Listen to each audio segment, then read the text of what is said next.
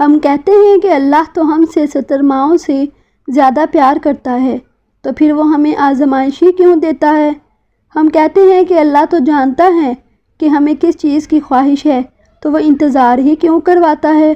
بن مانگے ہی کیوں نہیں عطا کرتا؟ لیکن ذرا یہ تو سوچو کہ اگر یہ معمولی سی آزمائش نہ آئی ہوتی تو اللہ سے آپ کیسے جڑ پاتے؟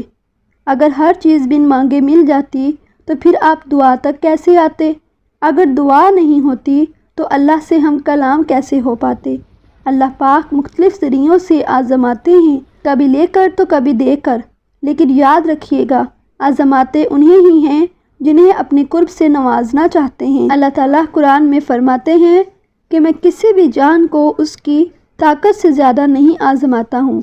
تو کیسے ممکن ہے کہ آپ کی آزمائش ختم نہیں ہو سکتی؟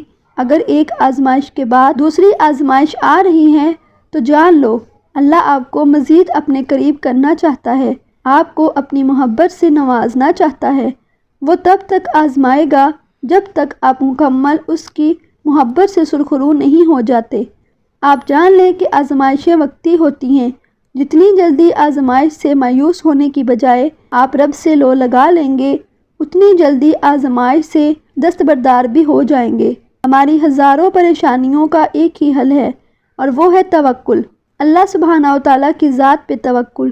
اتنا یقین کہ آپ کو بڑی سے بڑی آزمائش بھی نہ ہرا سکے، اور آپ کو اپنے رب پہ اس قدر یقین ہو کہ آپ کہہ اٹھیں مجھے اللہ ہی کافی ہے۔